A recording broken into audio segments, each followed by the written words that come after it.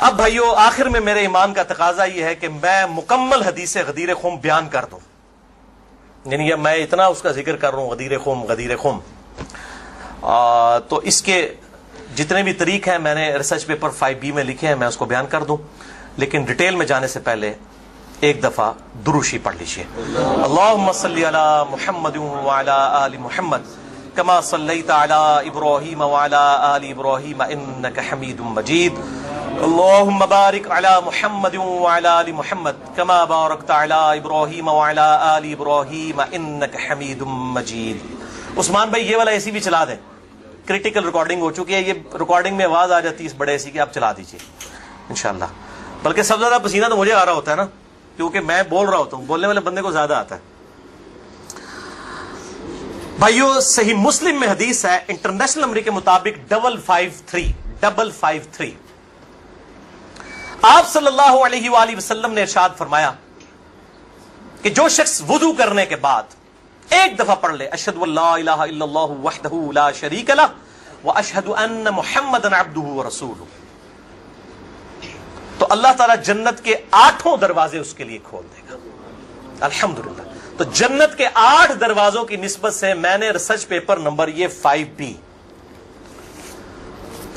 واقعہ کربلا کا حقیقی پس منظر 72 صحیح الاسناد حدیث کی روشنی میں، جس میں 150 طریق میں نے اہل سنت کی کتابوں سے جمع کیے ہیں، اس میں 33 نمبر پہ میں نے حدیث غدیر خم کے سارے طریق جمع کر دیے ہیں جو مین تھے، 8 طریق جمع کیے ہیں، اور میں 8 کے 8 یہاں پہ بیان کروں گا، ظاہر تھوڑے تھوڑے الفاظ کے فرق کے ساتھ ہیں، اور پھر انشاءاللہ یہ ہماری گفتگو کنکلوڈ ہو جائے گی انشاءاللہ تعالی۔ 33 نمبر پہ ہے بھائیو غدیر خم کی جو حدیث ہے، اس پہ اہل سنت اور اہل تشیع کا اجماع ہے، یہ حدیث متواتر ہے۔ چند احادیث ہیں جو متواتر ہیں، ان میں سے ایک وہ حدیث ہے جو صحیح مسلم میں پہلی حدیث ہے، بخاری میں موجود ہے، جس نے میری طرف جھوٹی حدیث منسوب کی وہ اپنا مقام دوزخ میں دیکھ لے، بولے اعوذ باللہ تعالی۔ حدیث متواتر وہ حدیث ہے کہ جس کو اتنی کثرت سے لوگوں نے روایت کیا ہو کہ اس کا جھوٹ پہ ہونا محال ہو، یہ صحیح حدیث کی اعلیٰ ترین شکل ہے حدیث متواتر۔ اردو میں ہم متواترہ بول دیتے ہیں، لیکن عربی میں لفظ متواتر ہے۔ اور دور حاضر میں بہت بڑا کام کیا ہے شیخ ناصر الدین البانی رحمہ اللہ، المتوفى 1999 عیسوی، جو محدث اعظم سعودیہ بھی رہے ہیں، بعد میں سعودیہ والوں نے ان کو خیر نکال دیا، البانیہ کے رہنے والے تھے۔ انہوں نے سلسلہ احادیث صحیحہ میں، السلسلۃ الصحیحہ للبانی میں، انٹرنیشنل نمبر کے مطابق 1750 نمبر میں اور 2223 نمبر میں درجنوں طریق، اس کے درجنوں طرق نقل کیے کئی صحابہ سے، سیدنا علی سے، سیدنا سعد بن ابی وقاص سے، سیدنا ابو ایوب انصاری سے، سیدنا انس بن مالک سے، سیدنا ابو ہریرہ سے، سیدنا ابو سعید خدری سے، سیدنا بریدہ سے، سیدنا ابن عباس سے، سیدنا ابو طفیل عامر بن واصلہ سے، سیدنا برا بن عازب سے رضی اللہ عنہم اجمعین وعلیہم السلام، سب سے یہ حدیث انہوں نے نقل کی سارے طریق۔ اور شیخ زبیر لیزئی رحمہ اللہ نے مشکات المصابیح کی تحکیم کے دوران انٹرنیشنل نمبر کے مطابق 6091 نمبر حدیث کے فٹ نوٹ پہ لکھا کہ یہ حدیث متواتر ہے، غدیر خم کی حدیث۔ اب میرے بھائیوں دل تھام کے، آج میں نے کئی ایسی باتیں کرنی جو میں نے ابھی تک کبھی بھی نہیں کی، کسی ویڈیو میں بھی نہیں کی، اور ایون اپنی نجی محفلوں میں بھی نہیں۔ کچھ باتیں ایسی بھی ہیں کیونکہ ظاہر ہے کہ اب محرم کا مہینہ، تو میں اس کو کھول کے پھر ذرا چیزوں کو بیان کر دوں۔ تو یہ 8 طریق میں 1 بائی 1 ڈسکس کروں گا، پہلے 2-3 ذرا ڈیٹیل سے ہیں، پھر ساتھ انشاءاللہ باقی وہی الفاظ ریپیٹ ہوں گے۔ غدیر خم کی حدیث کا پہلا طریق صحیح مسلم میں انٹرنیشنل نمبر کے مطابق 4 طرق ہیں اس کے، 6225 سے لے کر 6228 تک، سیدنا علی کے فضائل والے چیپٹر میں۔ اس کا جو پہلا طریق ہے، طرق کہتے ہیں جمع کو، طریق کہتے ہیں ایک، یعنی جو روایت کی سند چل رہی ہوتی ہے اس کو ہم کہتے ہیں اس طریقے سے آئی ہے، اس وے سے آئی ہے، اس چین سے آئی ہے۔ پہلی چین صحیح مسلم 6225 سیدنا زید ابن ارقم سے، جو سابقون الاولون تھے، انہی کا وہ دار ارقم تھا جس میں نبی صلی اللہ علیہ وسلم دعوت حق بیان کیا کرتے تھے۔ ظاہر کعبۃ اللہ میں تو وہ لوگ نہیں جانے دیتے تھے، جس طرح ہمیں آج علماء مسجدوں میں نہیں گھسنے دیتے، تو ہم نے بھی یہ دار ارقم سجایا ہوا ایک، تو زید ابن ارقم رضی اللہ تعالی عنہ علیہ السلام روایت کرتے ہیں، ان کے پاس کچھ تابعین آئے، صحیح مسلم 6225۔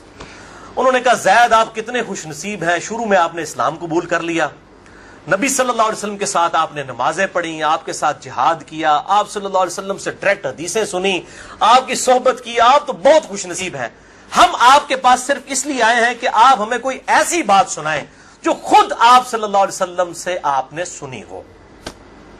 تو زید ابن ارقم نے کہا کہ میں بہت بوڑھا ہو چکا ہوں، ساری باتیں تو مجھے یاد نہیں ہیں، اس لیے میری معذرت قبول کرو، البتہ ایک کریٹیکل بات مجھے یاد ہے کہ آپ صلی اللہ علیہ وسلم جب حجۃ الوداع سے واپس آ رہے تھے اپنی وفات سے تقریباً 3 مہینے پہلے، تو مکے اور مدینے کے درمیان ایک خم نامی جگہ تھی، پانی کے لیے پڑاؤ کیا غدیر خم پہ، اور یہ بات ہے 18 ذوالحجہ 10 ہجری کی، اور 11 ہجری میں آپ صلی اللہ علیہ وسلم کی وفات ہو گئی ربیع الاول میں، تاریخ کنفرم نہیں لیکن دن سوموار تھا، صحیح بخاری میں آتا ہے۔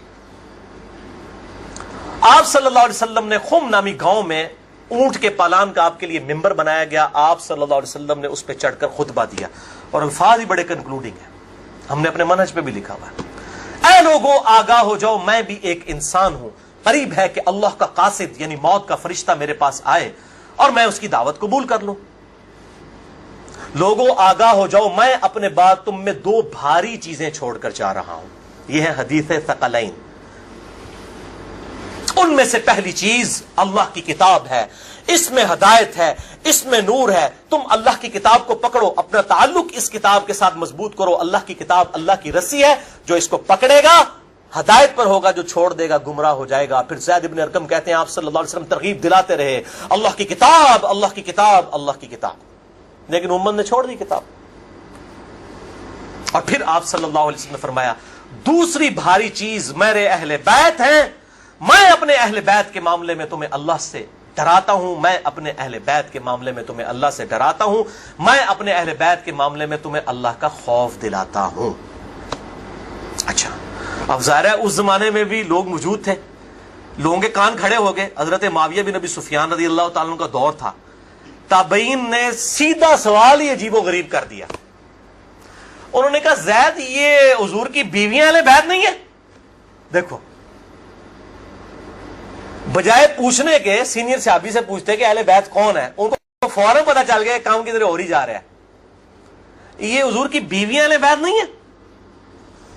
زید بن ارقم نے کہا کہ بیویاں اہل بیت ہیں، لیکن یہاں پر وہ مراد نہیں ہے، یہاں پر تو نبی صلی اللہ علیہ وسلم کے خاندان کے لوگ مراد ہیں، آل علی، آل عقیل، آل عباس، آل جعفر، وہ لوگ مراد ہیں اہل بیت، حضور کی بیویاں یہاں مراد نہیں ہیں، جن پر قیامت تک کے لیے صدقہ حرام ہے، یہ زید بن ارقم نے کہا۔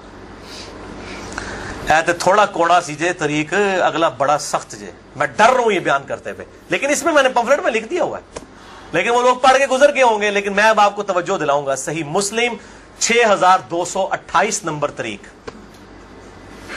اس میں پتہ کیا الفاظ ہیں؟ اس حدیث کے اینڈ پہ تابعین پوچھتے ہیں کہ کیا نبی کی بیویاں اہل بیت نہیں ہیں؟ تو زید ابن ارقم کہتے ہیں اللہ کی قسم نہیں، اللہ کی قسم نہیں، عورت تو کتنا عرصہ کسی مرد کے ساتھ گزارتی ہے، بعد میں اس کا مرد اسے طلاق دے دیتا ہے، وہ اپنے میکے واپس آ جاتی ہے، تو عورت کیسے اہل بیت ہو سکتی ہے؟ ایسا ہی مسلم پڑھ رہے جے بھائی، اصول کافی نہیں پڑھ رہا ہے مولویوں، صحیح مسلم 6228، وہ کہتے ہیں بیوی کو طلاق ہوئی اپنے گھر چلی گئی، وہ کہاں سے اہل بیت ہو گئی؟ یہاں تو نبی صلی اللہ علیہ وسلم کے خاندان والے مراد ہیں، جن پر قیامت تک کے لیے صدقہ حرام ہے۔ زید ابن ارقم کو ریال نہیں ملتے تھے، نہ سعودیہ سے نہ ایران سے، وہ تو صحابی تھے نا رضی اللہ تعالیٰ عنہ، حق بیان کیا انہوں نے۔ اچھا یہ نہ سمجھیں یہ کہہ دیں کہ زید ابن ارقم کا اجتہاد ہے، اے بھائی اجتہاد نہیں ہے، سن لو، ایک معنوں میں اہل بیت بیویاں ہیں سورۃ الاحزاب آیت نمبر 33 کے تحت، لیکن یہ جس اہل بیت کے بارے میں اللہ سے ڈراتا ہوں ان کے ساتھ اس نے سلوک کرنا، یہ وہی لوگ تو ذبح ہوئے ہیں، آل عقیل ذبح ہوئے، آل جعفر ذبح ہوئے، آل عباس جعفر ہوئے، آل علی ذبح ہوئے، انہی کی اولادیں ذبح ہوئی ہیں نا. یہ 72 جو ہم شہدائے کربلا کہتے ہیں انہی کے بارے میں ڈرایا تھا، جن کے بارے میں غیبی خبر دی گئی تھی کہ ان کے ساتھ امت برا سلوک کرے گی. اچھا، یہ زید ابن ارقم کا اجتہاد نہیں ہے میرے بھائیوں، اس کی سپورٹ میں صحیح مسلم سے 2 مرفوع حدیثیں اپنے محبوب صلی اللہ علیہ وسلم کی حدیثیں بیان کرتا ہوں. سنیں پہلی حدیث انٹرنیشنل نمبر کے مطابق صحیح مسلم میں 6261 نمبر. اما عائشہ رضی اللہ تعالی عنہا وعلیہ السلام خود روایت کر رہی ہیں کہ ایک دن نبی صلی اللہ علیہ وسلم اس حال میں برآمد ہوئے کہ آپ صلی اللہ علیہ وسلم نے ایک کالے رنگ کی چادر اوڑھی ہوئی تھی جس پہ نقش و نگار بنے ہوئے تھے جیسا کہ اونٹ کے کجاووں کے ہوتے ہیں. کالے رنگ کی منقش چادر اوڑھی ہوئی تھی. اتنے میں سیدنا حسن آئے، آپ صلی اللہ علیہ وسلم نے ان کو اپنی چادر کے نیچے لے لیا. پھر سیدنا حسین آئے، ان کو اپنی چادر کے نیچے لے لیا. پھر سیدہ فاطمہ آئی، ان کو اپنی چادر کے نیچے لے لیا. پھر سیدنا علی آئے، ان کو بھی اپنی چادر کے نیچے، ان چاروں کو لیا. اور 5ویں خود، جس سے 5 تن پاک کا ہم کانسیپٹ لیتے ہیں، 5 اس چادر کے نیچے لیا. سیدہ عائشہ کو نہیں لیا. پوائنٹ ٹو بی نوٹڈ، وہ راوی ہیں، وہ دیکھ نہیں ہے منظر. اور اما عائشہ دیکھ لیں کتنی منصف مزاج تھی، انہوں نے یہ روایت بیان کر دی. ورنہ کسی درجے میں اپنے بارے میں بھی سوچ سکتی تھی کہ مجھے نہیں لیا گیا. لوگ کل کو سوال کریں گے کہ آپ کو کیوں نہیں لیا گیا، آپ اہل بیت نہیں تھیں، یقیناً تھی. لیکن یہ والا معاملہ جو ہے وہ ایکسٹرا آرڈنری ہے، اسپیشل پروٹوکول ہے. چادر کے نیچے لیا. پھر آپ صلی اللہ علیہ وسلم نے سورۃ الاحزاب کی آیت نمبر 33 پڑھی، انما یرید اللہ لیذھب عنکم الرجس اہل البیت ویطہرکم تطہیرا. اے نبی کے گھر والو، اللہ تو صرف یہی چاہتا ہے کہ ہر طرح کی ناپاکی تم سے دور کر دے اور تمہیں خوب صاف ستھرا کر دے. راویہ اما عائشہ ہیں، خود چادر کے نیچے نہیں ہیں. علی، حسن، حسین اور سیدنا علی ہیں، سیدہ فاطمہ ہیں، اور نبی صلی اللہ علیہ وسلم 5ویں خود.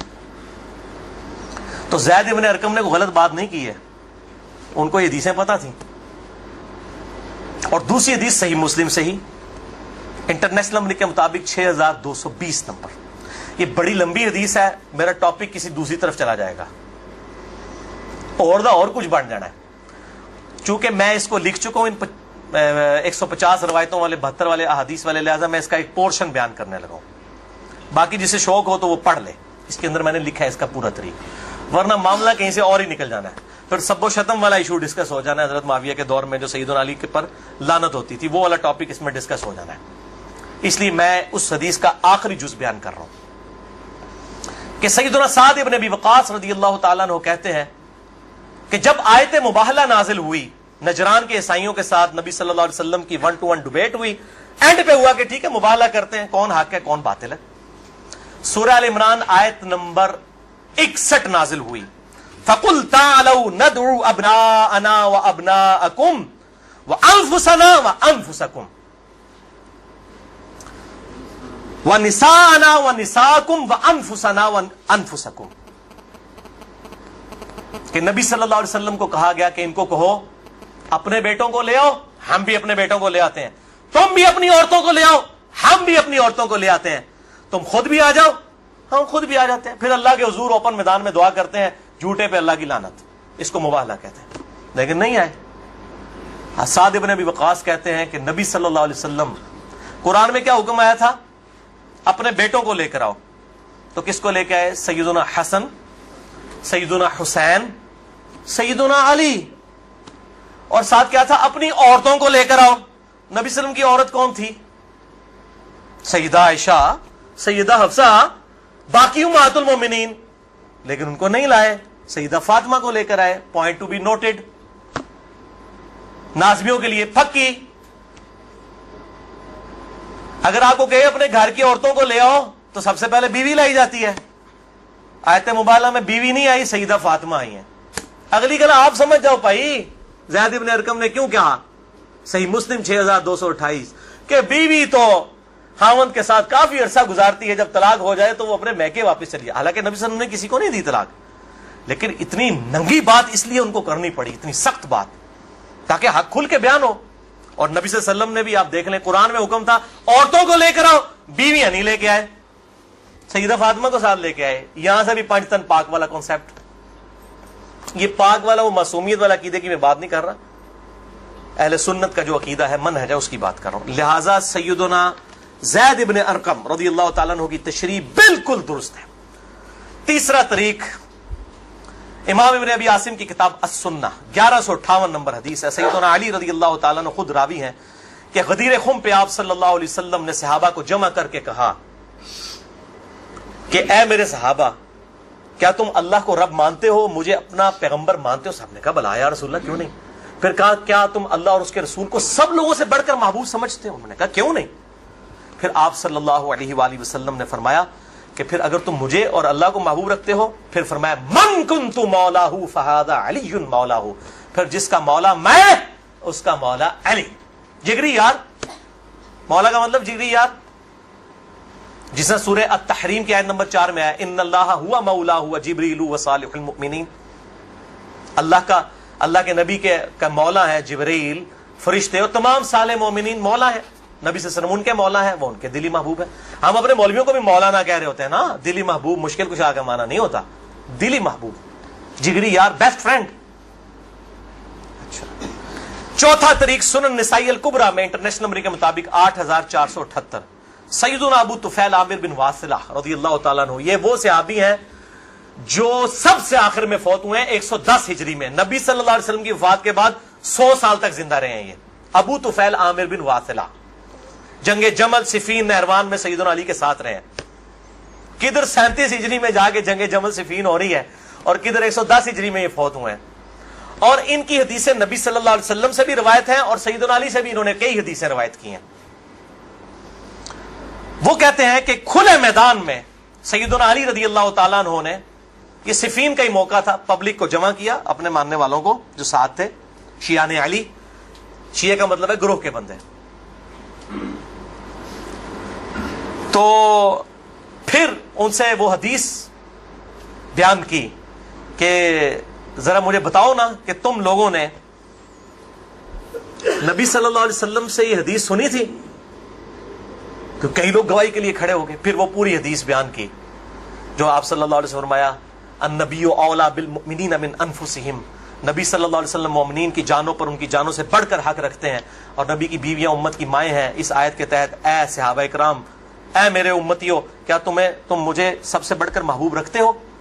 सबने कहा भला या रसूलल्लाह। फिर आप सल्लल्लाहु अलैहि वसल्लम ने मौला अली का हाथ पकड़ा, यूं बुलंद किया सहाबा में और कहा मन कुन्तु मौलाहु फहादा अलीयुन मौलाहु, फिर जिसका जिगरी यार मैं उसका जिगरी यार अली भी होने चाहिए, हाथ पकड़कर।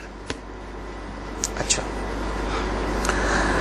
अबू तुफैल आमिर बिन वासिला कहते हैं ये हदीस जब मैंने सैयदना अली से सुनी तो मैं हिल गया। मेरे दिल में कलक था कि नबी सल्लल्लाहु अलैहि वसल्लम ने इतनी बड़ी बात की हजरत अली के बारे में और सहाबा इकराम ने, रिज़वान ने गवाही दी। इसमें आगे अल्फाज ये मौजूद हैं कि इसमें ही अल्फाज मौजूद है कि आप सल्लल्लाहु अलैहि वसल्लम ने इसी हालत में कहा ए अल्लाह, जो अली से मोहब्बत रखे उससे मोहब्बत रख, जो अली से दुश्मनी रखे उससे तू भी दुश्मनी रख। ये बहुत बड़ी बात है। अबू तुफैल कहते हैं मैंने कहा ये हदीस, मैं कहते हैं बाहर निकला, मैंने कहा सबसे सीनियर सहाबी शुरू के मुसलमान है ज़ैद इब्न अरकम, वो तो पहले तैयार बैठे हैं ज़ैद इब्न अरकम, वो तो भूलेगा नहीं ज़ैद इब्न अरकम कौन है, तो जमात इस्लामी के स्कूल भी नहीं दारे अरकम भूलणगे, तो दारे अरकम उन्हीं के नाम पे रखे हुए हैं क्योंकि दारे अरकम सबसे पहला घर था जहां नबी सल्लल्लाहु अलैहि वसल्लम दावत तौहीद किया करते थे। ज़ैद इब्न अरकम के पास गए, उनका ज़ैद आप तो साबिकून और अव्वलून में से हैं, मुझे बताएं हजरत अली ने यह हदीस बयान की है और इतने लोगों ने गवाही दी है। उन्होंने कहा तू क्या बात करता है, मैंने तो खुद नबी सल्लल्लाहु अलैहि वसल्लम से यह हदीस सुनी हुई है, मन कुन्तु मौलाहु फहादा अलीयुन मौलाहु, और ए अल्लाह उससे मोहब्बत रख, जो अली से मोहब्बत रखे उससे दुश्मनी रख, जो अली से दुश्मनी रखे। ये वो हिस्सा है जिसका इब्न तैमिया ने इनकार किया मिनहाजुस सुन्ना में। फिर शेख अलबानी ने फिर सफ़ों के सफ़े काले किए हैं कि इब्न तैमिया में जल्दबाजी की आदत थी और मुबालगा आराई थी। सिलसिला अहदीस सहिया 2223 नंबर हदीस के कॉन्टेक्स्ट में शेख अलबानी ने सख्त गिरफ्त की है। अच्छा, पांचवा तरीक सही मुस्लिम में 3713 है, जामिया तिर्मिज़ी में 3713। पांचवा तरीक मन कुन्तु मौलाहु फहादा अलीयुन मौलाहु, ज़ैद इब्न अरकम से जाबिर बिन अब्दुल्लाह से रज़ियल्लाहु ताला अन्हुमा। छठा तरीक मुस्नद अहमद में है इंटरनेशनल नंबर के मुताबिक 19321 जिल्द 4 सफ़ा 370 पर। کہ سیدنا علی نے جب پوچھا گواہی دو گے اس حدیث کی غدیر خم کی، تو 30 صحابہ وہاں پر کھڑے ہوئے، اور باقی پوری حدیث وہی ہے سنن نسائی الکبریٰ والی کہ اے اللہ اس سے محبت رکھ جو علی سے محبت رکھے، اس سے دشمنی رکھ جو علی سے دشمنی رکھے۔ تو ہمیں تو بڑا فخر ہے، ہم تو علی سے نہ صرف محبت رکھتے ہیں، علی کے دشمنوں کو للکار رہے ہیں، الحمدللہ۔ تو اللہ تعالیٰ اسی عمل کے سبب، اس عمل کا وسیلہ اللہ کے حضور پیش کرتے ہیں کہ اللہ تعالیٰ ہمیں محبوب رکھے، آمین۔ بھائی یہ غدیر خم پہ آپ صلی اللہ علیہ وسلم نے خطبہ کیوں دیا؟ اس کی میں نے حکمت کئی لیکچرز میں بیان کی، یہاں پہ بھی بیان کر دوں۔ یہ آپ خطبہ حجۃ الوداع پہ بھی دے سکتے تھے، وہ روایتیں ضعیف ہیں۔ غدیر خم اس موقع پر پہنچ کر سب لوگ عرب کے جا چکے تھے سوائے اہل شام کے اور اہل مدینہ کے، اور اہل شام صفین میں سیدنا علی کے خلاف کھڑے ہوئے، اور اہل مدینہ میں جو کچھ لوگ تھے انہوں نے اہل مدینہ کے ساتھ زیادتی کی، کچھ ان کے ساتھ زیادتیاں ہوئی۔ اہل مدینہ اور اہل شام کو اصل میں ڈرایا گیا، کیونکہ واقعہ ہرہ میں اہل مدینہ کے ساتھ ظلم کیا یزید نے، اور صفین میں جو ہے وہ حضرت معاویہ جو فوج لے کے آئے وہ شامیوں کی تھی۔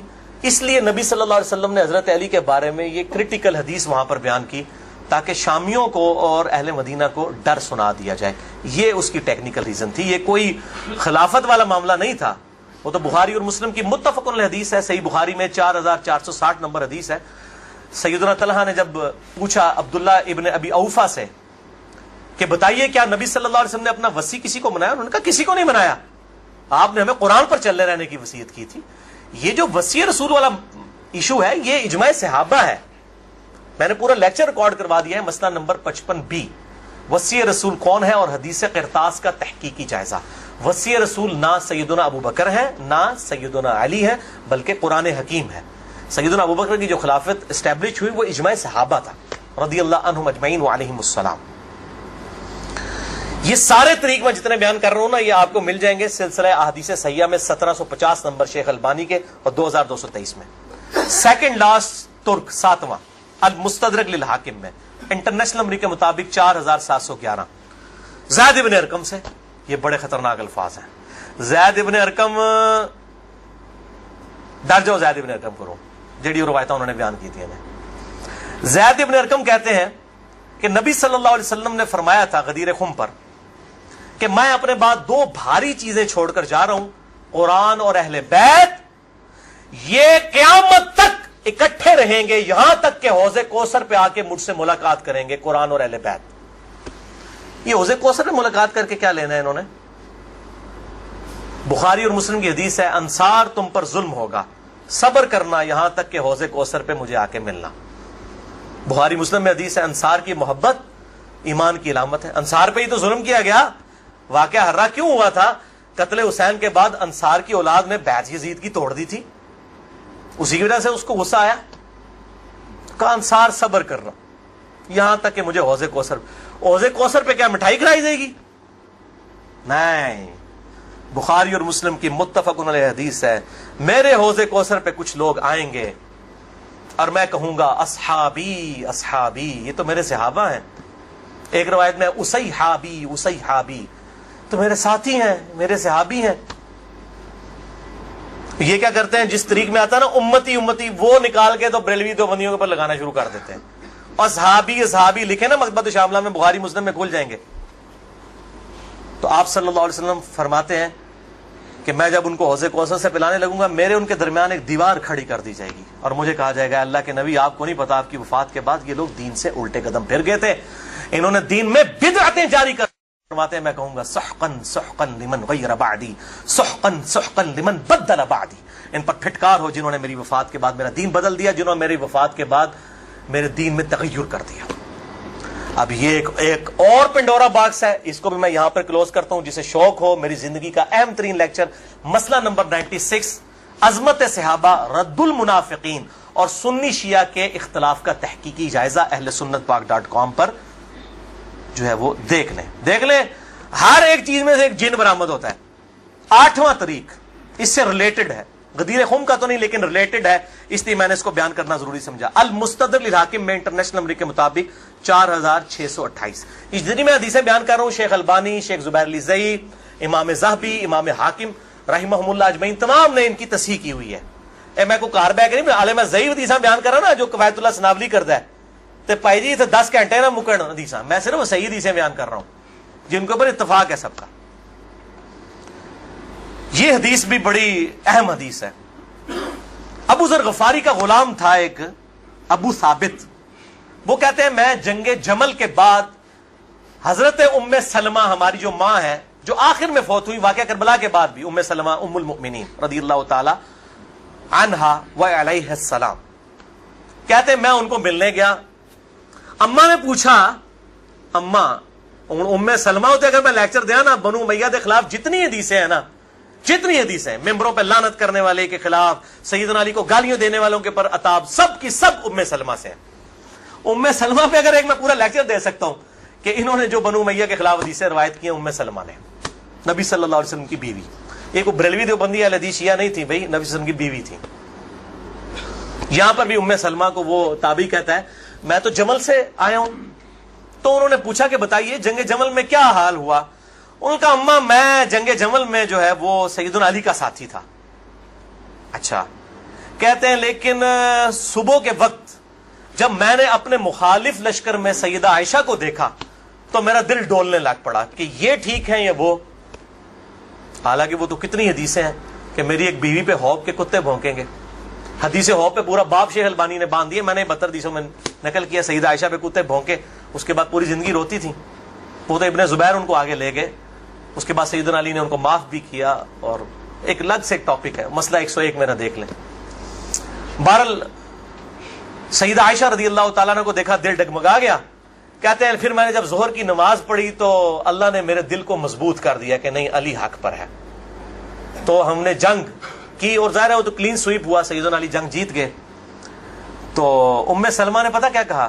انہوں نے یہ نہیں کہا کہ یہ مشاجرات صحابہ مجھ سے کیوں ڈسکس کر رہے ہو، دو ہی ٹھیک نے، انہوں نے کہا ابو ثابت تو نے بڑا ہی اچھا کام کیا، میں حضور کی بیوی ہوں، میں نے خود نبی صلی اللہ علیہ وسلم سے یہ بات سنی تھی کہ قرآن اور علی یہ قیامت تک ساتھ رہیں گے یہاں تک کہ یہ مجھے حوض کوثر پہ آ کر ملے۔ اس سے مراد ہی کہ حضرت علی زندہ رہیں گے، مراد یہ ہے کہ علی کا جو سٹانس ہے اور قرآن یہ ساتھ ہیں، دونوں علی اور قرآن ساتھ رہیں گے یہاں تک کہ حوض کوثر پہ آ کے مجھے ملے۔ اوتھے نازمیاں دی لگے گی پھینٹی، حوض کوثر تے تم ملن گے تو پھر یہی کچھ ہوئے گا نا، سحقن سحقن لمن غیر بعدی، وہاں پہ یہ ہوگا۔ اچھا، تو یہ الحمدللہ سارے طریق مکمل ہوئے۔ آخر میں 3 حدیثیں بیان کر کے اس کو کنکلوڈ کرتا ہوں۔ المستدرک الحاکم میں صحیح سند کے ساتھ 4717 نمبر حدیث ہے، ایک طریق شیخ البانی شیخ زبیر لیزئی دونوں نے صحیح کہا، امام حاکم امام ذابی نے موافقت کی کہ آپ صلی اللہ علیہ وسلم نے فرمایا اللہ کی قسم ہم اہل بیت کے ساتھ جو بغض رکھے گا اللہ تعالیٰ اسے ضرور دوزخ میں داخل کرے گا۔ کہتے ہیں یزید کا معاملہ اللہ پہ چھوڑیں، امام ذہبی نے لکھا ہے کہ سب سے بڑا ناسبی یزید تھا، اللہ پہ چھوڑیں، بغض نہیں تھا، جو ممبروں پر لعنت کرواتے تھے بغض نہیں تھا، یہ پتہ نہیں کیڑی ایکویشن ہے، تو جھوٹا دفاع کرتے ہیں بنو امیہ کا۔ اور اسی کا طریق ہے 4712 نمبر اور سلسلہ حدیث صحیحہ میں 2488 شیخ البانی لے کر آئے ہیں، یہ بہت خطرناک ہے۔ آپ صلی اللہ علیہ وسلم فرمایا اگر کوئی شخص پوری زندگی حجر اسود اور مقام ابراہیم کے درمیان نمازیں پڑھتا رہے اور روزانہ روزہ رکھے اور اس حال میں مرے کہ اس کے دل میں بغض اہل بیت ہے، اللہ کی قسم ضرور دوزخ میں ڈال دیا جائے گا۔ وہ تو اڈیاں روائی دانا کس کام دیا نے بھائی، تو اڈیاں پکڑیاں کس کام دیا نے؟ اگر بغض اہل بیت ہے، باڑ میں گیا سعودیہ کا پیسہ، باڑ میں گیا ایران کا پیسہ، اپنی آخرت کی فکر کرو کہ نا خوش کر دے پو تسی اللہ دے بندے ہو، ایا کرو۔ دوسری حدیث امیر المؤمنین سیدنا ابو بکر الصدیق رضی اللہ تعالیٰ عنہ علیہ السلام کا قول، صحیح بخاری میں حضرت حسین والے چیپٹر میں ہے، نبی صلی اللہ علیہ وسلم کی بیویوں والے چیپٹر میں نہیں ہے۔ امام بخاری نو پتا سی کہ اہل بیت کون ہے، اسپیشل اہل بیت کون ہے اور یوزول اہل بیت کون ہے۔ امام بخاری حضرت حسین والے چیپٹر میں اس کو لے کے ہیں 3751 سیدنا ابو بکر صدیق رضی اللہ تعالیٰ عنہ علیہ السلام کہتے ہیں کہ محمد صلی اللہ علیہ وسلم کی محبت کو اہل بیت کی محبت میں تلاش کرو۔ یہ ابو بکر صدیق کا فتویٰ ہے، رفع دین میں تلاش نہ کرو، محمد صلی اللہ علیہ وسلم کی محبت کو اہل بیت کی محبت میں تلاش کرو، اور اہل بیت کو حضرت حسین والے چیپٹر میں لے کے آئے 3751. اور آخری حدیث صحیح مسلم میں وہ ریپیٹ کر لیں 240 نمبر کتاب الایمان میں. سیدنا علی کہتے ہیں اس اللہ کی قسم کہ جس نے دانے کو پھاڑ کر اس میں سے اناج اگایا اور ہر مخلوق کو پیدا کیا، نبی امی نے مجھ سے عہد لیا تھا کہ اے علی تجھ سے صرف مومن ہی محبت کرے گا اور تجھ سے بغض صرف منافق ہی رکھے گا. اب محبت علی کا یہ مطلب نہیں ہے کہ غلوف کرے یا مشکل کشا ماننا شروع کر دے. مراد یہ کہ جو ان کے صحیح جتنے بھی فضائل آئے ہیں ان کو مانا جائے الحمدللہ، اور ان کے دشمنوں سے دشمنی رکھی جائے. یہ بھائیو اب آج کی گفتگو کنکلوڈ ہوئی. میں آخر میں پھر وہی کہوں گا کہ یہ میرا جو ریسرچ پیپر ہے 5B واقعہ کربلا کا حقیقی پس منظر 72 صحیح الاسناد حدیث کی روشنی میں، اسے ضرور پڑھیں. اہل سنت پاک.com سے research paper number 5B download کریں. میں اپنی گفتگو کا اختتام کروں گا امام محمد بن ادریس الشافعی المتوفى 204 ہجری کے اس مشہور شہر پر جو ان کے دیوان الشافعی میں چھپا ہوا ہے. کسی مولوی کی سند کی ضرورت نہیں، ان کی اپنی کتاب ہے دیوان الشافعی. اور تمام محدثین چاہے ابن تیمیہ ہوں، امام ذہبی ہوں، ابن کثیر ہوں، سب نے اپنی کتابوں میں اس شعر کو نقل کیا ہے. چونکہ میرے پہ بھی فتویٰ لگنا ہے تو میں بتاؤں کہ میں کوئی اکیلا نہیں ہوں، ہمارے بزرگوں پہ ان کے بزرگوں نے فتوے لگائے ہیں. امام شافعی سے بڑا کوئی اہل سنت کا امام نہیں ہے. احمد بن حنبل ان کا شاگرد ہے، اور احمد بن حنبل صرف حدیث میں ایکسپرٹ ہیں. امام شافعی وہ ہیں جو حدیث میں ایکسپرٹ، فقہ میں ایکسپرٹ، منطق میں ایکسپرٹ. ان سے بڑا کوئی امام نہیں اہل سنت کا. اور امام بخاری ان کے پوتا شاگرد، امام ترمذی ان کے پڑپوتا شاگرد، اور خود امام مالک رحمہ اللہ وعلیہ السلام کے شاگرد ہیں. دیوان الشافعی میں ان کا شعر ہے ان کان رفضا حب آل محمد صلی اللہ علیہ وآلہ وسلم. اگر آل محمد کی محبت کا نام تم کہتے ہو رافضی ہونا ہے، شیعہ بھی نہیں رافضی. فلیشہد الثقلان انی رافضی. تو جنوں انس گواہ ہو جاؤ، اے بریلویو دیوبندیو اہل حدیث شیعہ سب کے سب، چاہے جنوں میں ہو چاہے انسانوں میں ہو، من الجنت والناس، وہ والا بھی من الجنت والناس، گواہ ہو جاؤ. فلیشہد الثقلان انی رافضی. ہاں میں پھر رافضی ہوں، میرے رافضی ہونے پر گواہ ہو جاؤ. یہ امام شافعی کا جو ہے شعر ہے. اس پہ میں نے گفتگو کنکلوڈ کی. باقی آپ اس میں دیکھیں. اللہ تعالیٰ سے دعا ہے جو حق بات میں نے کہی اللہ تعالیٰ ہمارے دلوں میں راسخ فرمائے. اگر جس بات میں میرے منہ سے کوئی بات نکل گئی تو اللہ تعالیٰ ہمارے دلوں سے محو کر دے. اللہ تعالیٰ ہمیں کتاب و سنت کی تعلیمات پر عمل کر کے دوسرے بھائیوں تک پہنچانے کی توفیق عطا فرمائے. سبحانک اللہم و بحمدک اشہد ان لا الہ الا انت استغفرک و اتوب الیک وما علینا الا البلاغ المبین. درود شریف ایک دفعہ ضرور پڑھیں. اللہم صلی علی محمد وعلی آل محمد کما صلیت علی ابراہیم وعلی آل ابراہیم انک حمید مجید. اللہم بارک علی محمد وعلی آل محمد کما بارکت علی ابراہیم وعلی آل ابراہیم فی العالمین انک حمید مجید. جتنے بھائی آئے ہیں ریسرچ پیپرز بھی لے کے جائیں، اور جنہوں نے سوال کرنے ہیں 10 منٹ کے بعد میرے پاس آئیے گا، کیونکہ میں ظاہر ہے اتنی گفتگو کر کے پھر جو ہے وہ تھک جاتا ہوں. جزاک اللہ خیرہ، جزاکم اللہ خیرہ، وما علینا الا البلاغ المبین. ٹھیک ہے، اسے بند کر دیجیے.